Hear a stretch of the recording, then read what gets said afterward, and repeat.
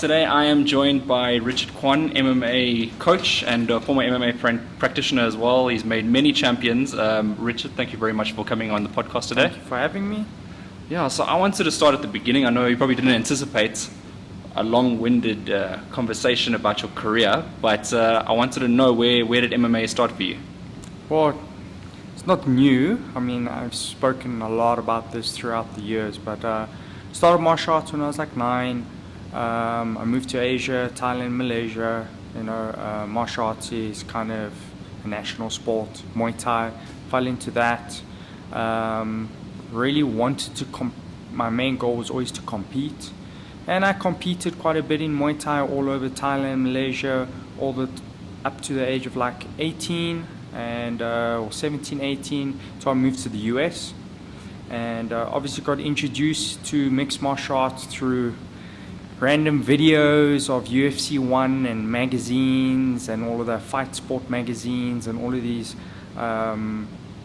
news channels of what was going on in the world with cage fighting back then, seeing one art fight against another art. Back in those days it was real like medieval style. Did you ever like the WWE, for example? I think every kid, kid, I grew up watching WWE. Obviously I grew up a lot with Asian martial arts movies, kung fu movies and all of that. So I've always had a super big interest in martial arts ever since I was a kid, but I wasn't really allowed to do martial arts until I went to Asia.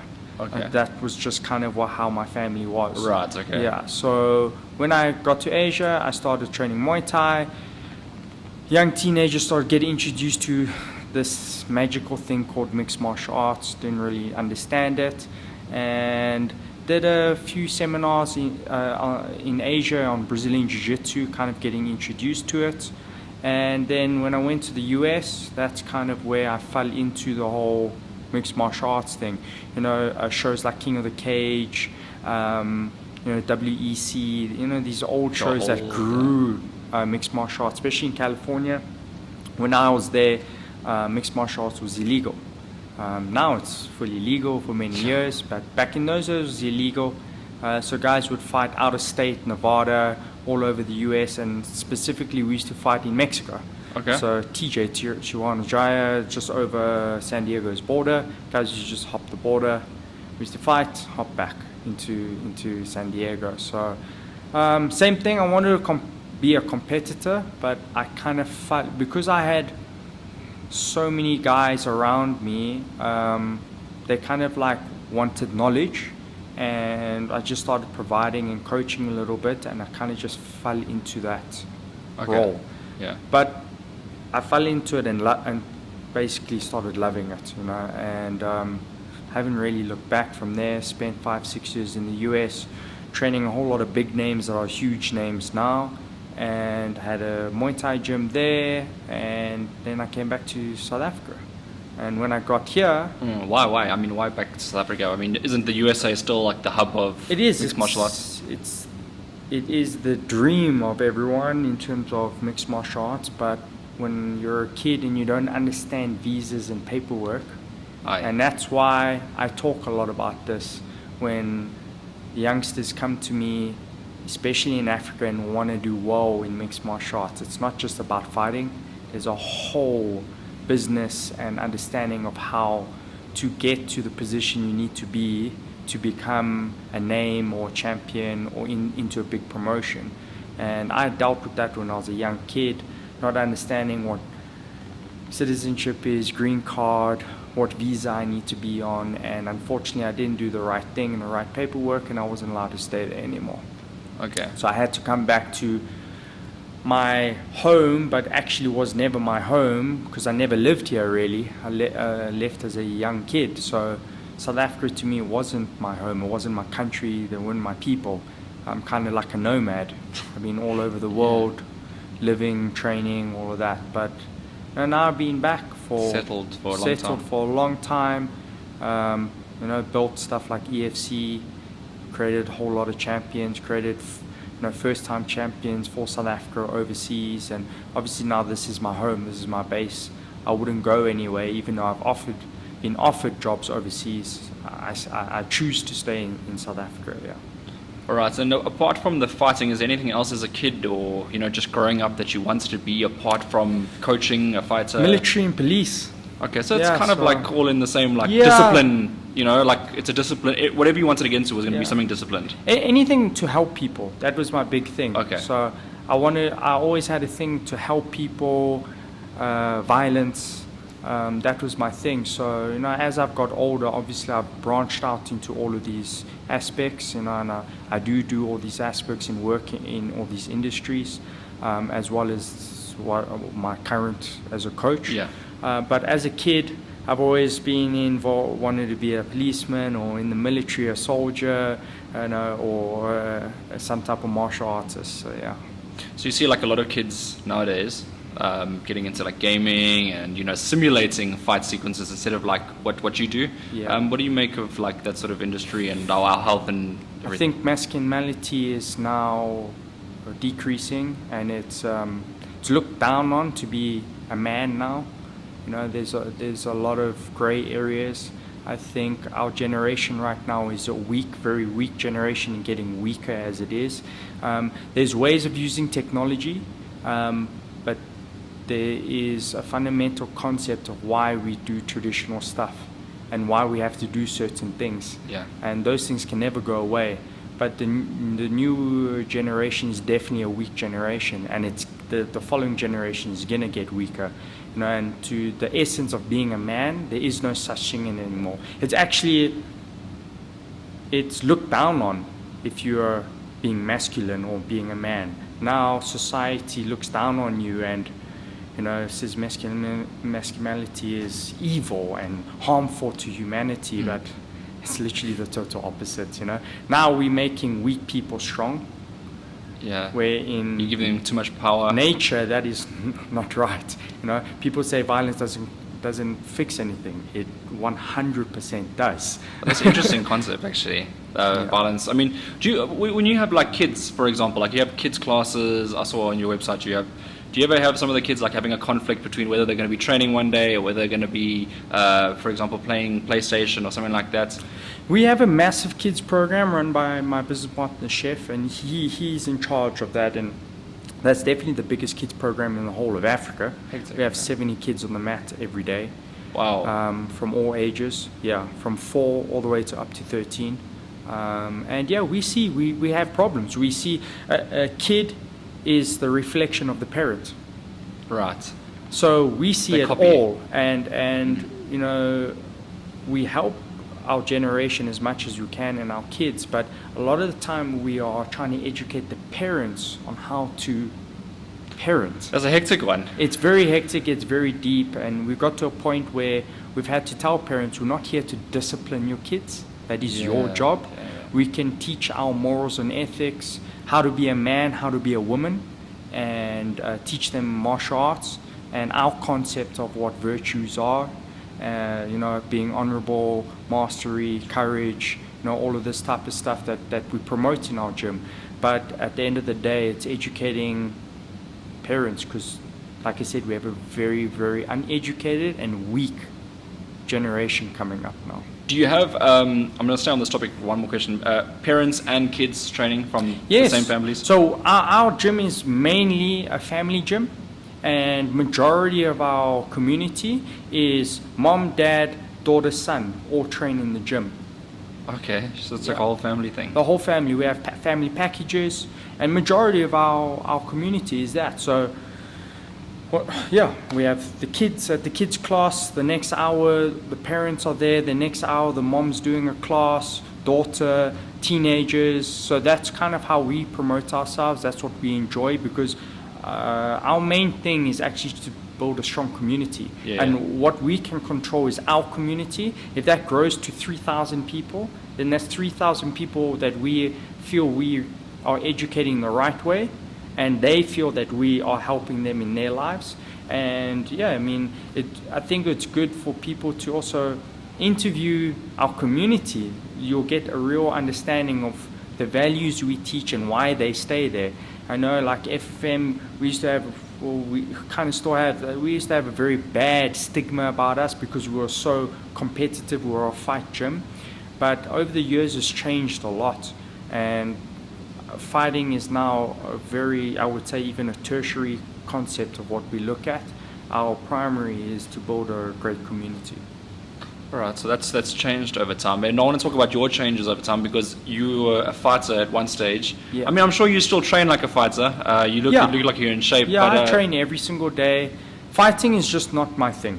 Okay. I'm not a good fighter. What was your record, if I can just, as a fighter? I mean, in all disciplines. Muay Thai had over 50 fights, 50 fights. MMA, I think Sherdog's 1-0. I had a lot of fights in the US that weren't Recorded. Yeah, I mean, like I said, we fought in events that were in Mexico and all over the place. EFC had like 7-0 written on their Yeah. graphics when you first had Yeah. that EFC 2, I think it was. 2, yeah. And I mean, the biggest thing for me is I touch the fire, you know, and that's all I wanted to do and all I aim to do.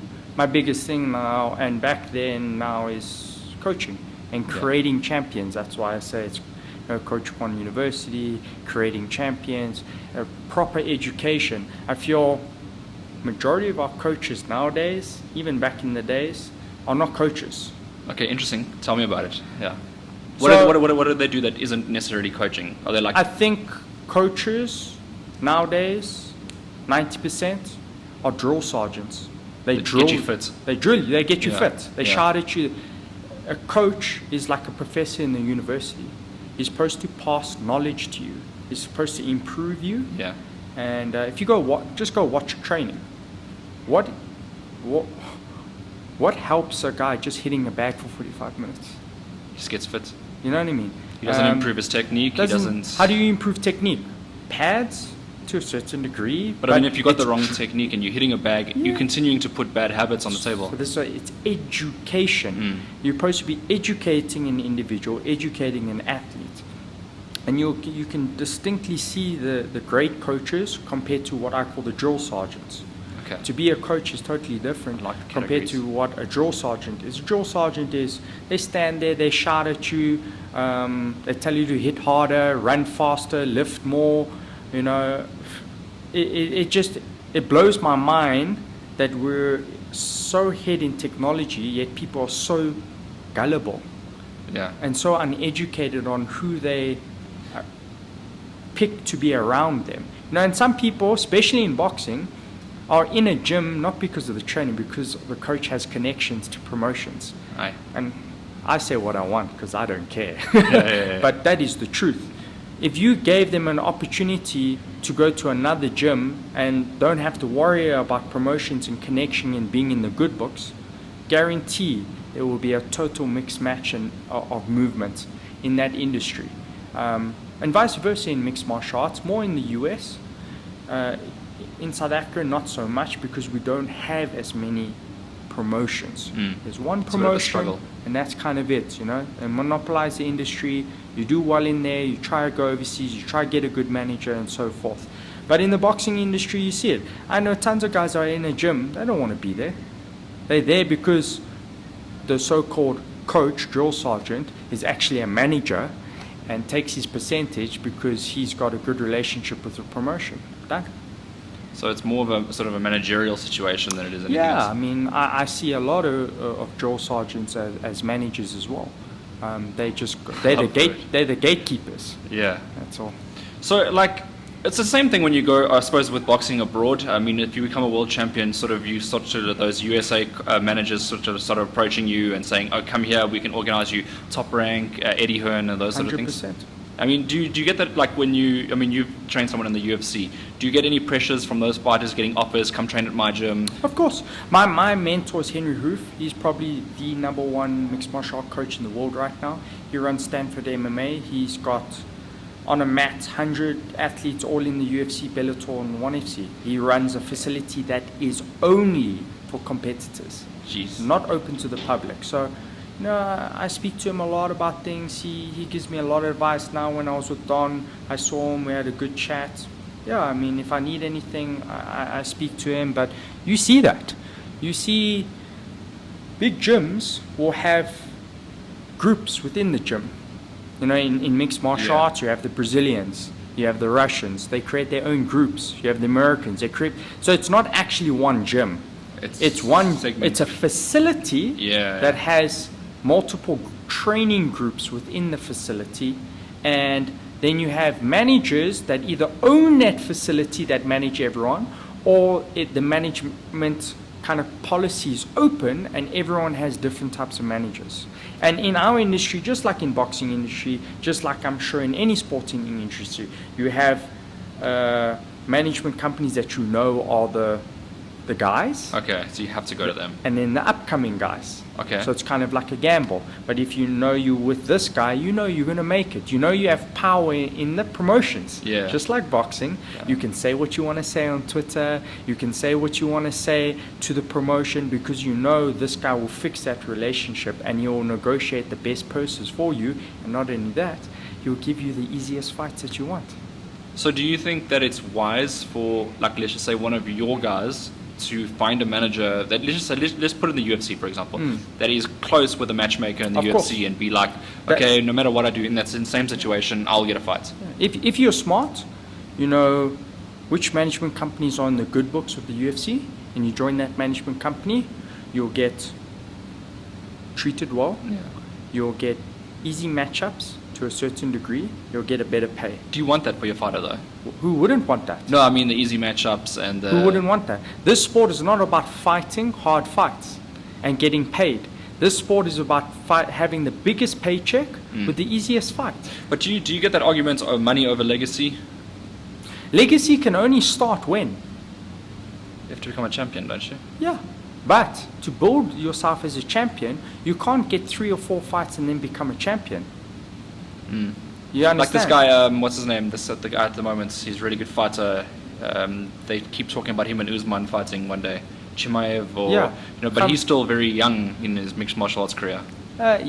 So with mixed martial arts, it's very hard to say that because where did he come from? Wrestling background. So how many fights has he had? It's like So he's more experienced than what his MMA See, record suggests. MMA is violence. It's real violence. It's not kickboxing. It's not boxing. It's real violence. It's all disciplines. But Yeah. it's real violence. If someone had to fight, that's the closest to real is that what you're going to get. Okay. So Khamzat had how many wrestling fights? Wrestling as well is probably the hardest sport in the violent industry. Okay. Other than mixed martial arts. It's like Khabib. He had 300 sambo fights before he started MMA. That's Do you understand the Yeah, it's a lot of experience you experience. have? Look at Lomachenko. How many amateur fights did he have? It's like 400 and something. Yeah. Well, and then he got in 3 pro fights. How many world titles did he get? Yeah, it's crazy. So do you understand? Yeah. Everyone has a different path. And I believe, you want legacy. But before legacy, you need to take care of your family. So the easiest way to build legacy is to build your record, get paid as much as you can. Because if you're not worrying about money, legacy is easy to achieve. It's one of those things, right? Because sometimes what happens if you never become a champion, and then you made money? Are you actually satisfied? Is that all you're happy with? Like, Are you telling me there's guys that are not satisfied? no, I'm But just that's saying, what I'm saying. Some This people's sport goals when they're is small. very multidimensional. You have the guys in my industry, Cabo Soronio. Yeah. He's never been a champion. That guy's comfortable. No, he's loaded. Yeah. So who wouldn't want to be that guy? You have to be real as a coach. If you've got 30 guys in the gym, you know who's can be a champion, who's not. So you know where to focus people in certain. not focus. I don't just focus on a guy that I think is going to be champion. If a guy is going to be that journeyman, it's going to be a name, but he'll never be a champion. That's still a great life, Okay. is it not? He's still earning millions. So what's wrong with that? That's better than working to a 9-to-5 job. You still make more money. You're still making more money, right? You're still being able to build your name, feed your family, and do what you love. So that's how it is. Like, I already know guys in my gym who are going to make it or not. But you have to be real with yourself. Okay, here's one, right? So like in boxing recently, we're seeing a tradition in South Africa that a lot of the boxers are becoming feeders for Russian boxers. Yeah. It's a feeding system. 100%. You know, it's like, what do you make of that? Same thing? That happens in our sport as well. And you're a feeder, why? Who has the power of all of that? Well, they got the money. Promotions. Yeah. Managers. Mm. So if you have the right manager, you're not going to be a feeder.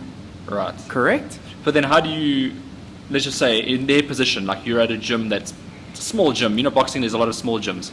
And, This you know, is a dog-eat-dog world, but there's no answer for it. At the end of the day, as a fighter, you are at the bottom of the barrel. There is no way of fixing this. The way of fixing it is educating the fighters to understand how to play the game. okay. Who are the real coaches? Who are the managers? Who's going to get you where to go? And you play them. Because that is the truth. Okay. No, fair enough. I wanted to talk about going back to the EFC now.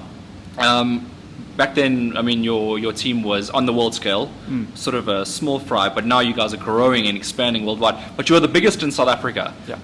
How did you... In Africa. Sorry. New phrase, in Africa. How did you, get to that point, in your opinion? Just being consistent, bro. Evolving.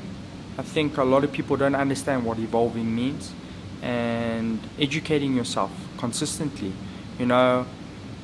Back in the day, the goal was EFC. We surpassed that with 15 belts. How many champions did you make? 15. 15 EFC? Yeah. So a lot of people. Yeah. I just made another one a few months ago with Elena Lunga. I've got one of my other boys now fighting for the title, Tresor. That will make it 16. Okay. so it's like still ongoing. It's like EFC is still going strong. Yeah, I mean, for me, EFC is built the MMA scene in South Africa, so you have to be there to get your experience, to move overseas, to see where you can go from there. Is there any other just platforms? Like Golden Gloves. Yeah. Golden Gloves is the exact same thing. Yeah. With Golden Gloves, well, you're not really going to get anywhere. And if you're not in the good books with Rodney Berman, you're not really going to get anywhere. And if you're in the good books with Rodney Berman, you're going to get paid well, you're going to get easy fights, he's going to build you nicely. Yeah. And if you're going to fight a hard fight, it's going to be financially very Rewarding. worth it. Yeah. Okay, so it'll be the same thing in EFC as well. I mean, if you're a champion, do you make good money? Compared to boxing, no way. Okay. So is that why like a guy like Boyd crossed over? Yes and no. Boyd's dream has always been to box. Remember, he came from a boxing background. Yeah. His dad is an ex-boxer. It's more of a family thing and a bucket list thing for him, and that's why we chose it. Secondly, yes, because financially It made MMA sense. in this country is not viable. Overseas, yes, to a certain point.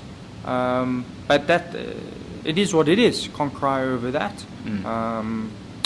Even in the UFC, you're seeing abuse of power. In every promotion, there's abuse of power, and that's just how life is. You have to create a good relationship with them. You have to have a good manager. So you have to be. I mean, obviously, you work as a team, but you have to be for yourself as well. Like in this industry, like you can't afford to. This industry is the hardest industry in the world. It is in Africa. We don't have the opportunities, the managers, the success, the backing compared to anywhere in the world. And this is a savage sport. This is a savage industry. Would you say though that, I mean, like looking at Don, looking at Drickus, I mean, they got fair opportunities to fight guys that are on their level when they first entered the major organizations? Is that fair to say? Yeah, 100%. I would say They didn't get like put into like a fight against the next, like for example, I'd say like when Gareth fought that Paulo Costa. Did you? Well, that was his last fight, so that's not really. So it was like you have to take that fight. Yeah, that he didn't have an option. Okay. You know, They gave him that fight, and he's like, if you promotion- want to be in the promotion, you better- Promotions are like that. He already had lost 2 fights. They will. That's the way of them getting Gareth out, Right. and that's what promotions Okay. do. And if they don't like you, they're going to give you 3 hard fights. Then you're done. Get out. Why did they sign you in the first place? Well, they signed because he was the first African. So they So want to there was see what's going on. Remember, Right. it's all a gamble for them. And they're looking for the next African superstar to build UFC within our country. So Gareth, back in those days, he was the guy. He was the You guy. can't say. He beat Drickus. yeah, I was He beat about a to whole say. lot of guys. Yeah. So he was that guy. But remember, in that days, that's our first generation. So if you look at a guy like Conor McGregor that everyone always talks about in our industry, John Canavar is his coach. Conor McGregor is 4th generation out of John Canavar, SPG. So he's had a lot of work done Gareth's in my that camp. first. Yeah. You understand what I mean? So his job was what he did, and that is it. You know? Then the 2nd generation needs to come. The 3rd generation. We will only see a massive leap later on. What generation are we in now? I would say 2nd. 2nd, okay. Yeah. Okay. 2nd. So Don is a part of the 2nd generation. Yeah. And look what we've done in 2nd generation compared to other countries. I think this generation can make a big name compared to other teams. They haven't. Who's the next big star coming out of South Africa that isn't in a major organization at the moment? That isn't in a major Yeah, that, organization. Currently. In amateurs. Is it too hard to say? Or what about a Yeah. guy with like 3 or 4 pro fights that still is campaigning locally or on some of the... To be honest with you, I don't know. It's hard to tell sometimes. It's not even hard to tell. I cut off watching local guys about 2 years ago. I just focus on my guys right now. I don't keep up to date too much with who it is. There's a guy, Cameron Simons from CIT, Dricker's training partner. Yeah. He's got a lot of hype around him. I think he's also undefeated. So I would say probably him. He would be a leading candidate. Yeah, he would be an ideal candidate. Other than that, but I don't know. Okay. I don't know. Fair enough. A lot of the other guys are signed with big promotions. So that's the thing. And then obviously there's the amateur rankings, which that's kind of where you need to focus on. Is that getting strong? Is it strong? I would say our amateur promotions are very strong. Okay, that's good. We're getting amateur fights like every month. That's fantastic. And that's fantastic. Yeah. That's what we need to grow our grassroots, to grow the next generation, to give guys experience. I mean, I've got an amateur that has 17 amateur fights right now. In MMA, that's like kind of unheard of, you know. So that's a lot of fights. Yeah, my prerequisite for you to go pro for amateur is 20. Oh, okay. Yeah. So you have someone close there. Yeah. So you So you need that experience, like yeah, you said. you need that experience. You need that fighting experience. It's different. Like you look at BK, fights for 1FC. His amateur career wasn't big. His pro career wasn't big, but he wrestled for his whole life. So he has combat got a lot of experience. experience, Do you understand what I mean? It's about that combat experience. You know. That's why when guys walk in the gym and they're like, say, 26, and they're like, oh, I want to start MMA. Okay, what do you want to do? No, I want to get into a big promotion. I'm like, okay, but what have you done? I haven't done really much. Okay, sorry, bro. Rather just train for fun. And then guys get angry with you, and you're like, but dude, it's like saying, I'm going to play for Liverpool, and I only start soccer at 30. It's not going to happen. That's what guys get angry at. Yeah. And I'm like, but are you listening to what you're saying? Yeah. You missed it. Yeah. Yeah, you missed it. It is what it is. You can love the sports, but yeah, it's a very difficult conversation to have with someone that's quite stubborn and wants to do something. Exactly. Okay, so as of late, I mean, we have seen like small promotions, maybe not small promotions, but they're bigger than like our local promotions around the world, like Brave and UAE Warriors is now even taking up our athletes. That's a good thing, right? Yeah. The more international promotions take our athletes, and the better the athletes do, the more eyes on Africa. So for I think Abu Dhabi Warriors has now Timber Garimbo, Sylvester, Zach, and that's great because once those guys start putting that African name out there in that promotion, more people are going to be looking at Africa, and that's all we need. We need more eyes. Look what Don Madge has done now. Look what Drickus has done now. You understand? They're achieving. So they're all achieving, putting the eyes, and we need more Africans winning all the time, because the more any African wins, the better actually our success in this country is going to be. So that's why, I hope more guys, for instance, you're asking who's the up-and-comer. Cameron Simons gets, picked up by an international company, promotion. Damart Penne, who else is... There's so many big names I might have forgot, but these guys getting big by big promotions and winning. You know, I mean, my guys are in 1FC, hopefully Bellator, PFL, UFC. You know, we've got guys in Russian promotions like ACB. Yeah, I mean, so the more Africans that are winning internationally in international promotions, guaranteed the better it's going to become in this country.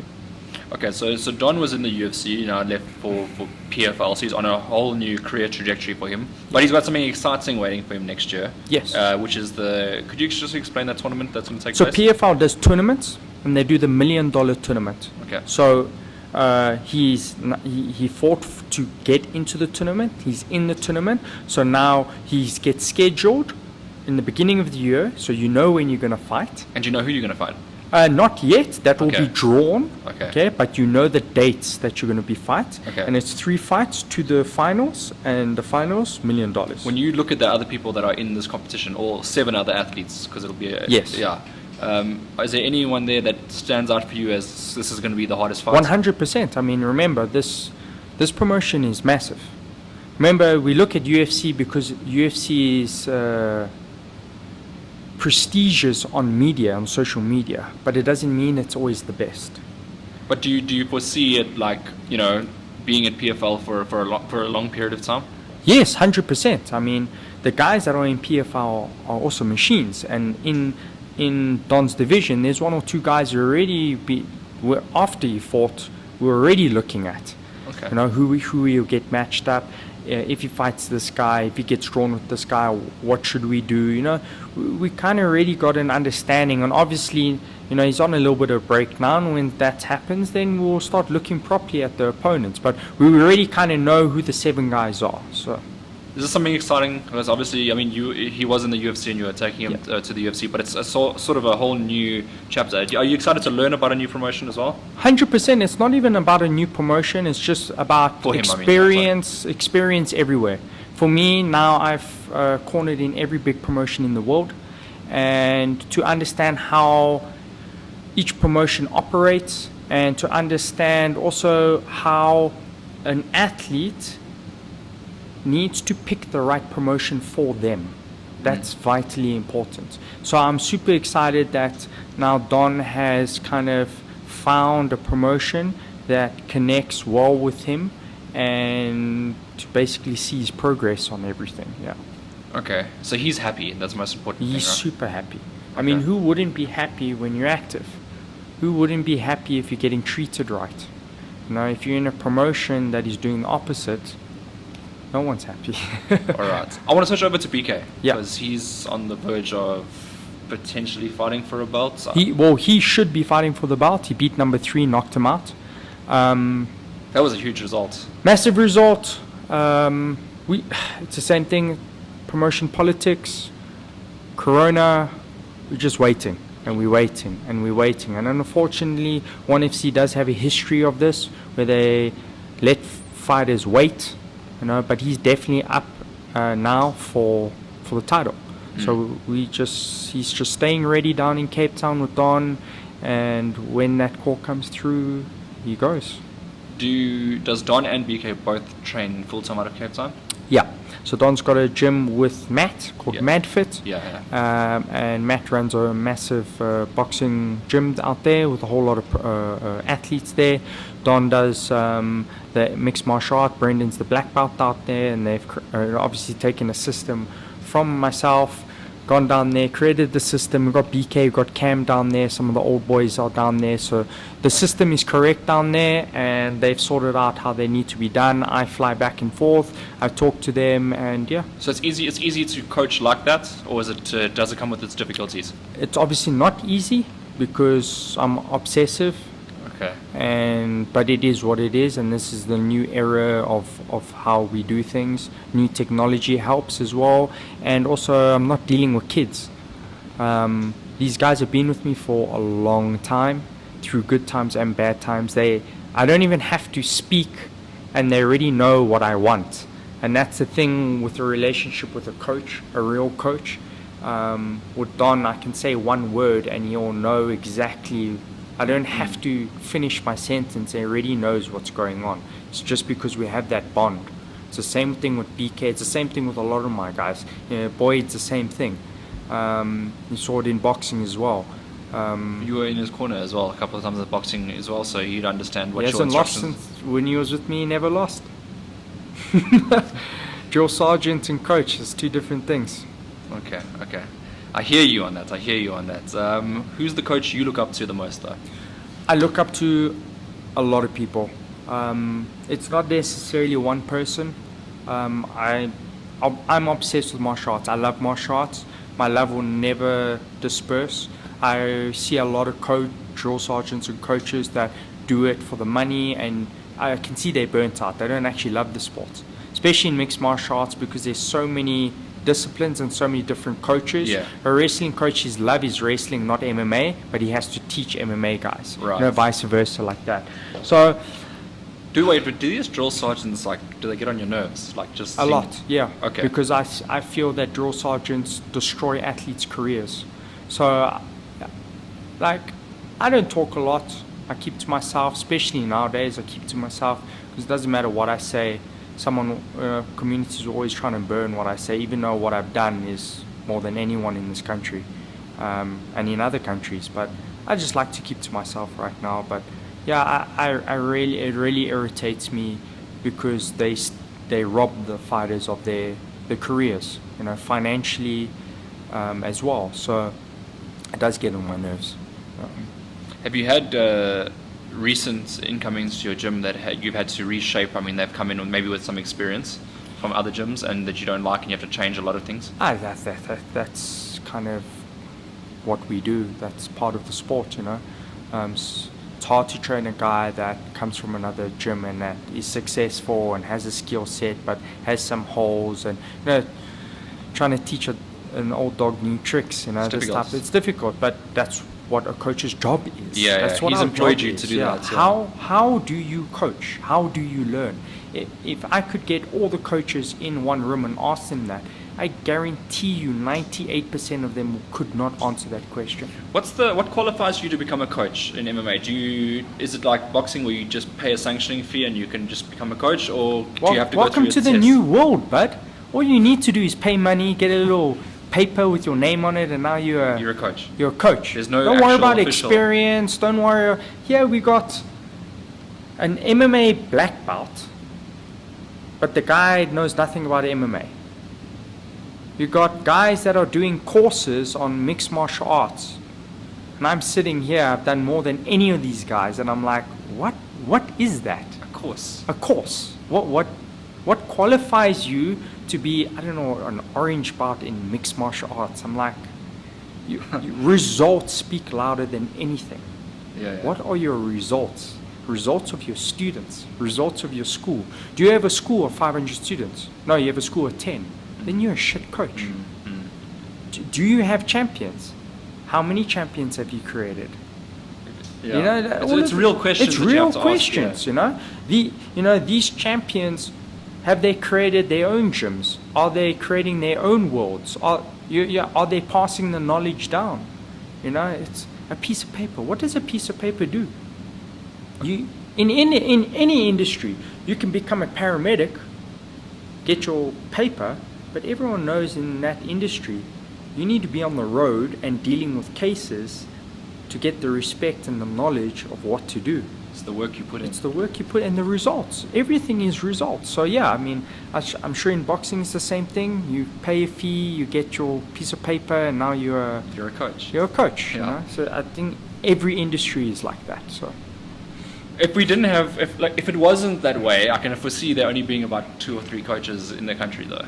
So that's the issue, is that you won't have enough athletes to coaches, So there won't be any opportunities available. Yeah.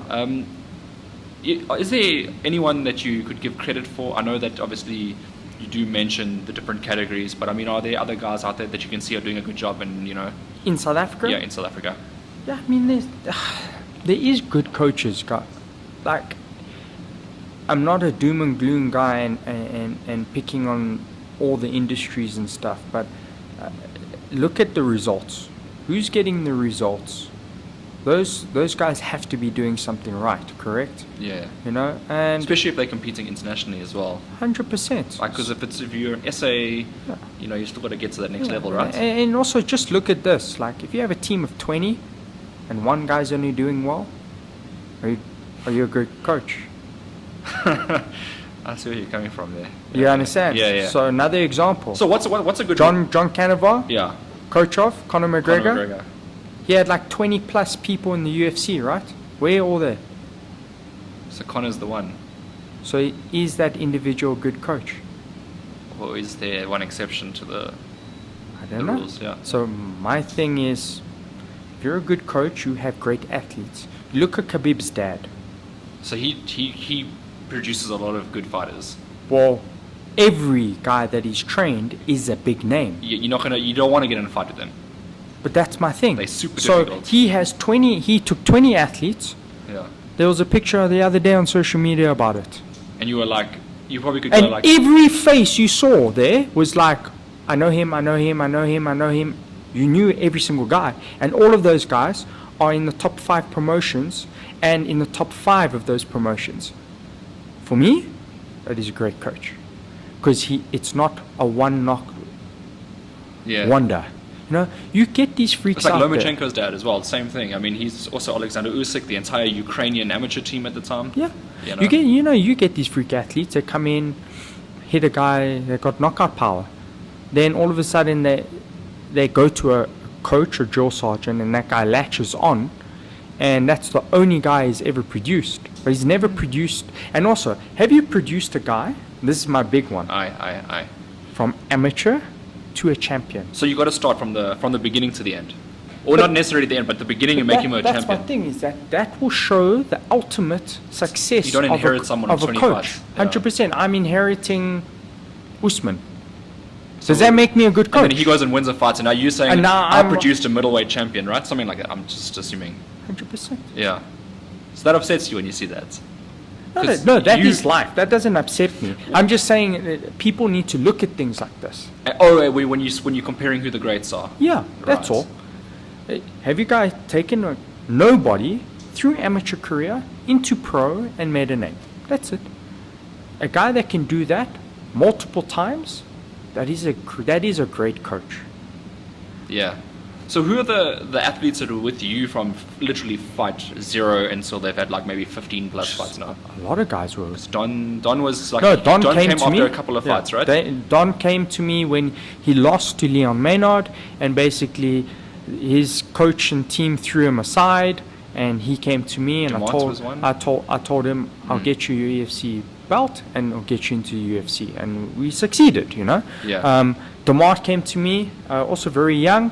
All right, I think he had the belt, but look how many defenses we did with him. Yeah. You know, where Chad Hannekorp from nothing. Yeah. BK from nothing. JP Bass from nothing.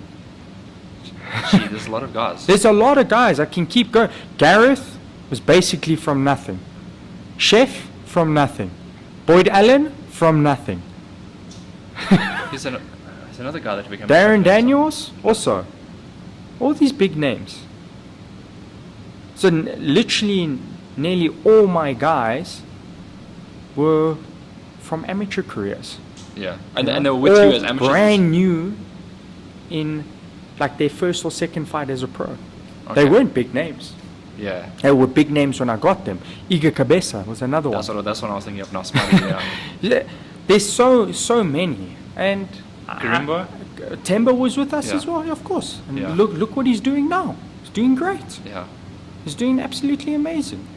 All of these guys, there's hardly any athlete on this continent that hasn't touched my mat. Okay. Jerkis is the same. Jerkis was at me at 16 years old. Yeah, I remember the story. He's an amateur, right? As an amateur? No, he actually had never. Oh, he just was very training. young. Yes, he was Okay. very young, and then obviously moved to CIT and started his career. But what I'm saying is, no one in this country that is a big name, hardly anyone, has not touched my mat. Okay. Nice one there. Nice. Are you doing... And then you made a boxing champion as well? Yeah, people laughed at me. I'm sure you remember those times. People thought it was I remember when you guys first came in and everyone was like, a joke. yeah. But, Yeah. I mean, look what you did with it. Wasn't Boyd the quickest It to was like, ever I achieve? think 3 or 4 fights. I think it was 4. Yeah, to achieve Pan-African, yeah. Pan-African, you know. I don't know anyone else that has done that. But it's funny, guys will say, oh, but what do you know about boxing? I know more about violence than 90%, 99% of any coach out So there. how much of you, if you had to transition, let's say to a boxing coach, just a boxing coach. I'll make champions. I'll guarantee you I'll make champions. Put me in any. So what is it down to? What is it down to? Is it down to... I know how to coach. So I know violence. And to get the best out of people. Of course, I know how to work with an athlete. Okay.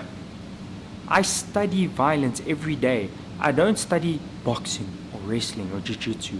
I study anything that's come to combat sports since I was a kid up to now. I know how to transfer knowledge visually, vocally, and have a system. So you It's like like a obsessed with the university. sport, like it's like Yeah, a... I've been obsessed with it, but I have a system that provides an individual knowledge. It's not hard. It's just people don't want to work. Right.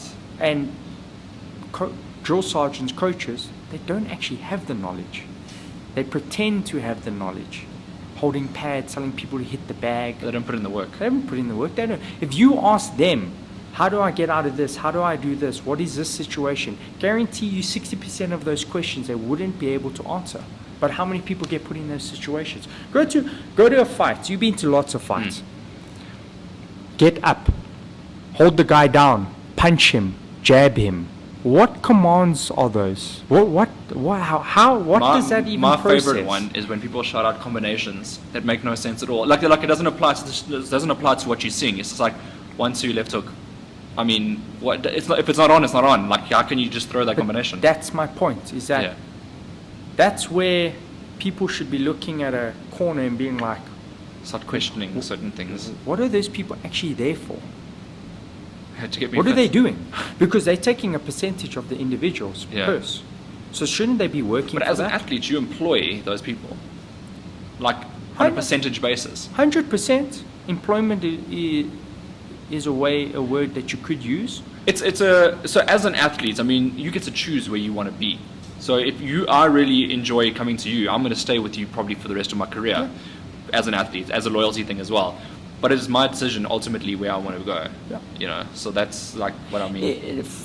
So for me, it's like if I didn't have guys have an emotional problem with me, I guarantee if we took all gyms and put them in one building, I would have nearly every single athlete on my mat.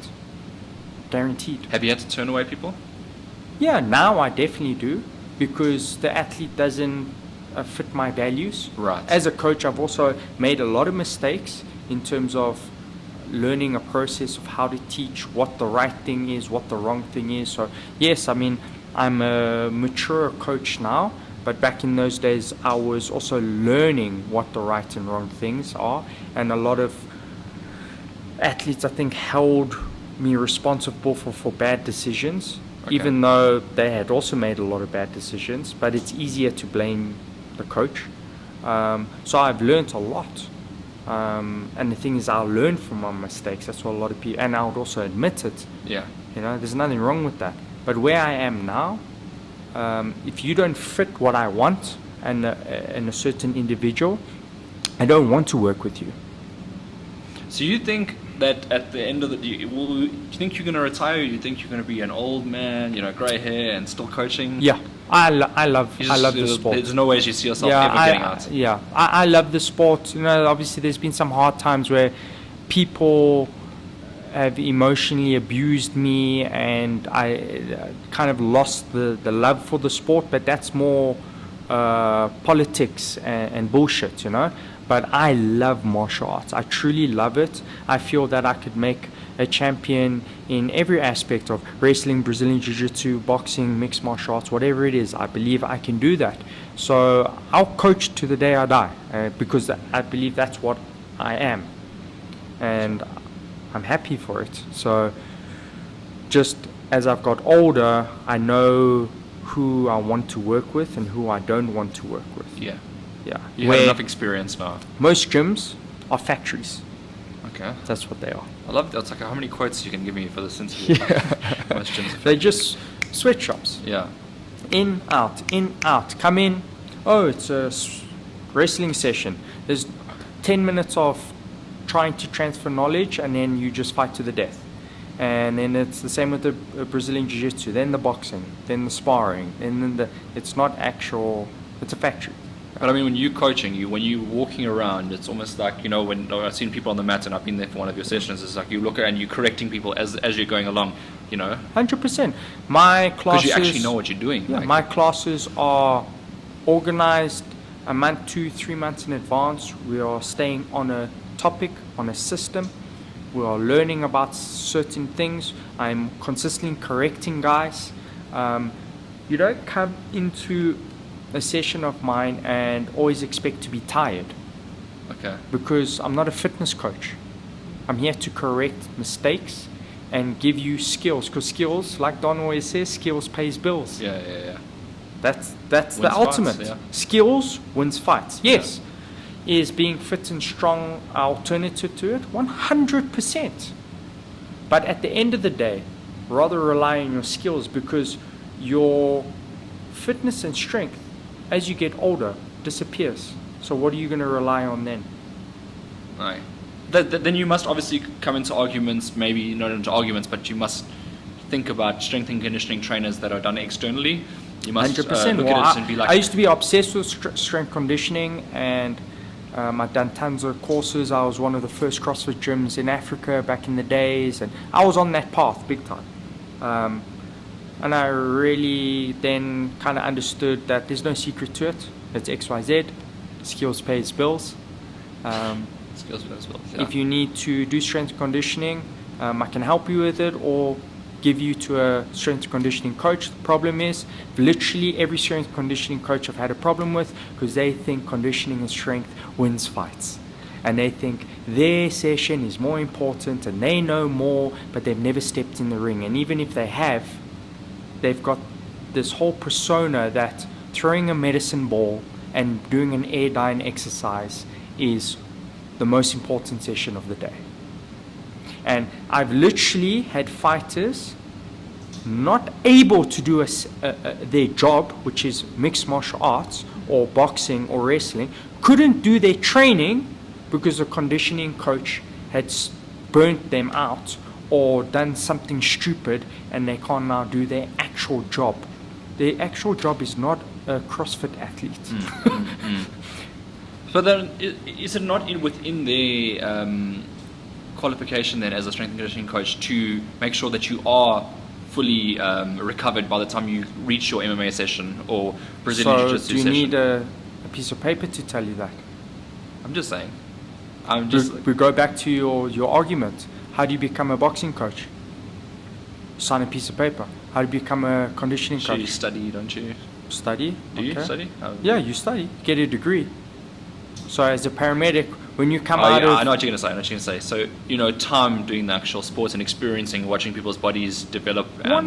You can't read a book and think that's now what you know. Yeah. You need to be working with hundreds of athletes to actually understand what's going on. That's why I like working maybe with the elite Olympic coach.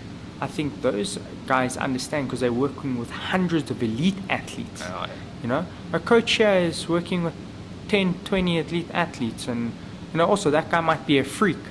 Now, I'll give a guy, for instance. I had an athlete that used to gas all the time. This conditioning coach had him for 4 or 5 fights. Your job, that is your job. Why is he gassing? Why is he gassing? No. It's this. No, that is your job. Facts, bro. Yeah. Why is he not results? Fit? That is it. So that's my point, is that just because you have a title like coach or strength conditioning coach doesn't mean you have the skills to actually do it. So you got to be very careful what you do. Of course. I mean, you have to be so careful on who is next to you. Are these people next to you the right people for you? do they have the knowledge to put you in the right position? Can you sit down with any of your coaches, including your strength conditioning coach, and say, listen, this didn't work and we need to do without them getting offended? When my guys lose, I flip out because something went wrong. Why didn't I fix that? Why couldn't I have seen that?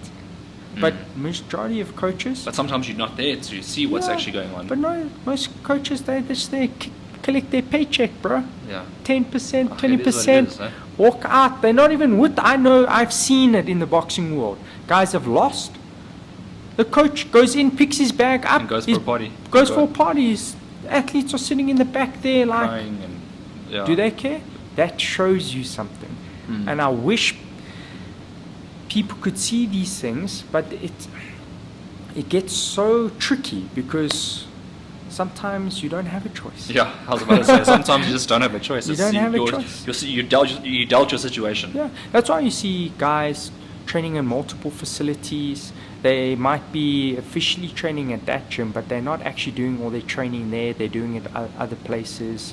You know? What do you think of that? Because that can't be good for the development of someone's career. That they are not, let's just say with a good coach, but they're going and doing other things elsewhere. Like you wouldn't be happy if one of your athletes were training elsewhere and then coming back to you and not telling you about it. So my guys can train wherever they want because I'm not insecure of what I provide.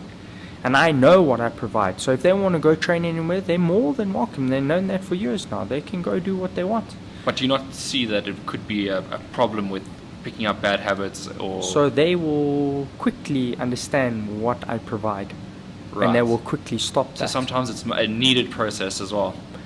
Let them do what they feel is the right thing, even though you know it's not the right thing. Sometimes we're dealing with fighters as well. They're very stubborn people. Everyone's like, Yeah, but a lot of that happened in the, like early days. These days, the guys that I'm with, they know the system.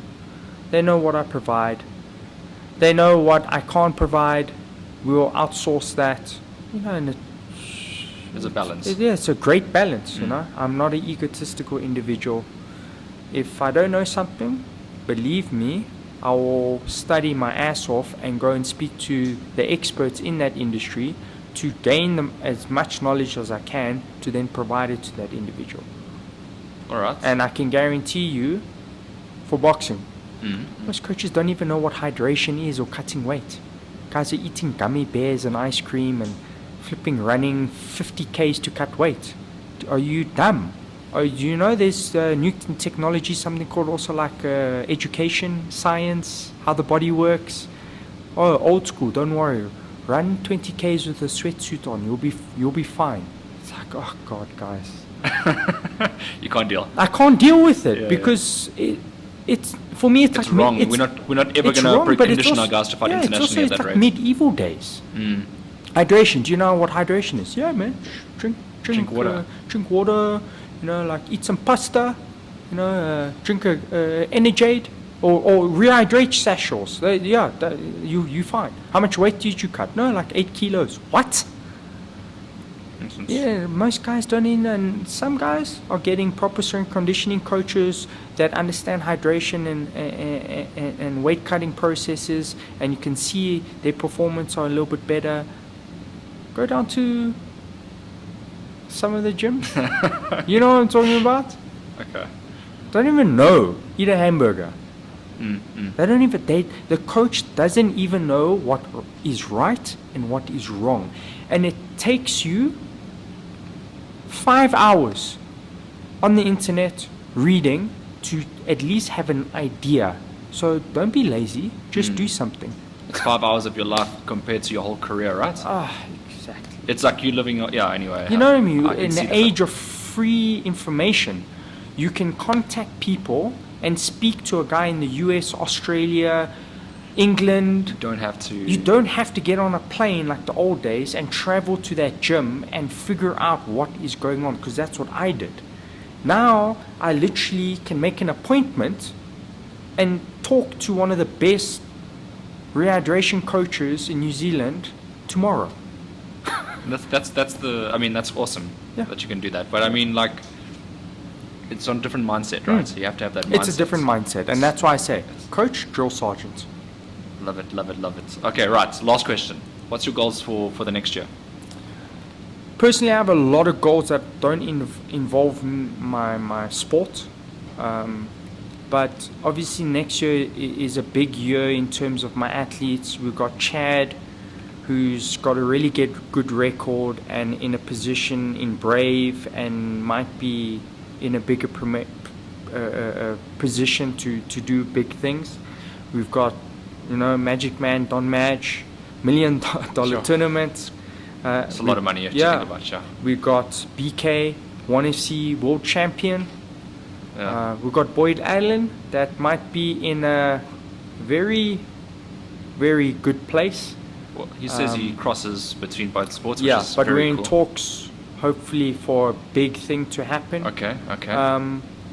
So, and obviously there's a ton of other guys in the gyms as well, but those are the ones that kind of stick out right now. I've got Luke Griffin, who's in the US right now, currently for like 3-4 months with John Danaher training and getting experience. So I'm blessed with great athletes around me that trust me, that we have a bond and we can communicate properly.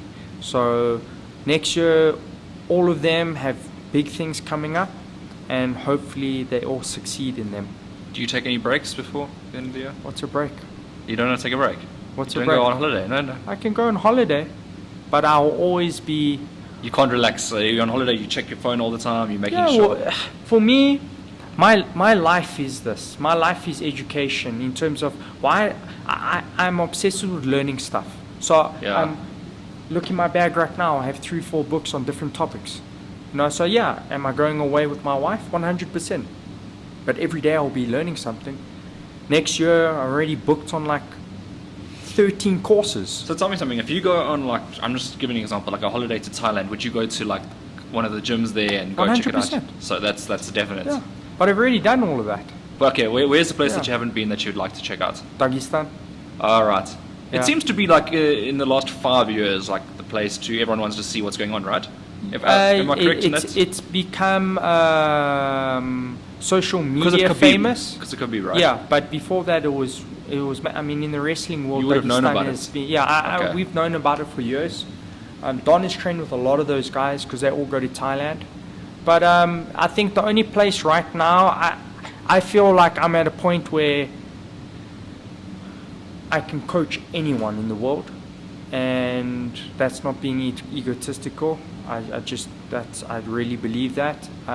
For my own experience, I would love to see the operation of those guys, how they operate, their culture, their religion, how they look at the sport, how they look at training, all of that type of stuff. They bond with each other, and you can't recreate that. That's got to do with their culture and religion has bonded with, like Dagestan, and where they're located, and their history has built the athletes that they are building. So, I know you said that you want to do it, but is it in the plans now? It's difficult to schedule time It's to go. difficult to schedule with what the world's going on now. It was scheduled a year or two ago to go to Dagestan, but when it happens, it happens. Right now, like I said, we live in an age where I don't need to travel anymore. I can log on to a seminar, I can get videos online, I can read articles, I can buy books, I can set up interviews. To be honest with you, I don't need to travel that much anymore. Information is there, and if people just realize that, we would have actual coaches and not drill sergeants. I mean, even for this, even for this interview, I mean, it's just down the road for you. I mean, it's easy work. 100%. So, Rich, thank you very much for coming through today. I appreciate your time. We put a good solid hour in here. Good. Thanks for the information again. And, Thank you for having me. Hopefully I'll be seeing you soon again. I know you're traveling everywhere and you're really busy. Hopefully. Just let me know. I'm always willing to help you. All right, shots. Thank you.